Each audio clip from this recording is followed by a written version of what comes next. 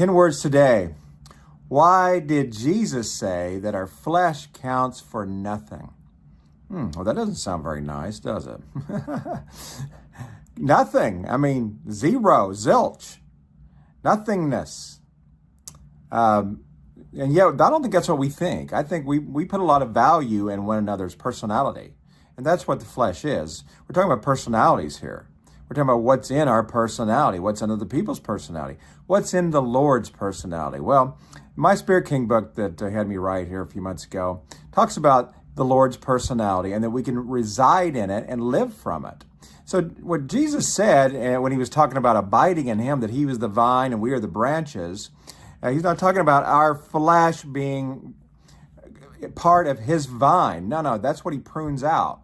That's what he will not allow as our personality. That's what he says, abide in me. He said, abide in me, focus on me. So if you focus on him, you can live from his personality instead of yours. In other words, the Spirit gives life, John 6:63. The Spirit gives life. These are Jesus' words. The Spirit gives life. The flesh counts for nothing. Nothing. So if it's that important, isn't it? But I don't think this is given a high degree of importance. I think it's kind of seen as optional in the Christian world. That, some people really are real serious about their faith and, they kind of get on fire, you hear, for Jesus and the like, and they're obsessed with reading their Bible and praying and singing Christian music all the time and even playing it in their car, heaven forbid. and yet, that's kind of that's like kindergarten kind of stuff. I would say that's even maybe before kindergarten. That's like just getting born again. That should be like obvious kind of stuff, that you turn as much of your present daily time existence over to him instead of living from the flesh or the old self. And the old self is the flesh. And what list of they're all, this stuff just goes through us. Even if it's just this much of each one in us, that's still, we're disqualified forever based on that. That's imperfection. That's not holiness. Well, how am I supposed to, why would I feel guilty about that? Because everybody does those things. There you go. If everybody's doing it, then you're definitely on the wrong path. If everything you're allowing, you have no conviction whatsoever, then you're on the wrong path.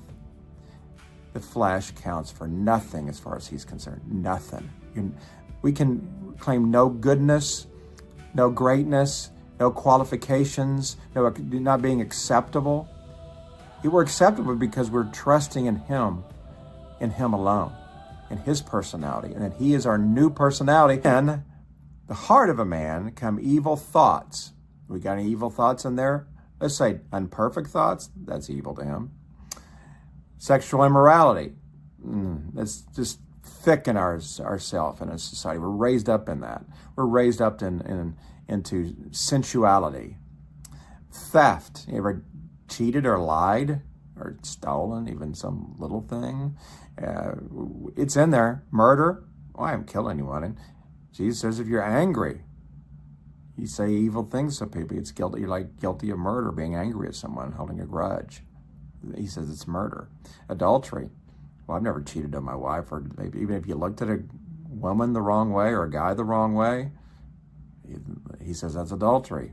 That's what Jesus says. Coveting. You ever want something that someone else has really bad, and you're kind of jealous that they have it, and you don't even wish that they didn't have it. Wickedness of every kind of thought, deceit. You ever lied before? Sensuality. We know we're sensual. We desire lust. We lust after everything. Envy. You ever want something? Once again, envy. I want that. I want that. I want that. Slander. You ever gossip or slander someone? Ever? Sure, of course. Pride. Guilty of pride. Of course. Arrogance. Foolishness. Of course. All these things.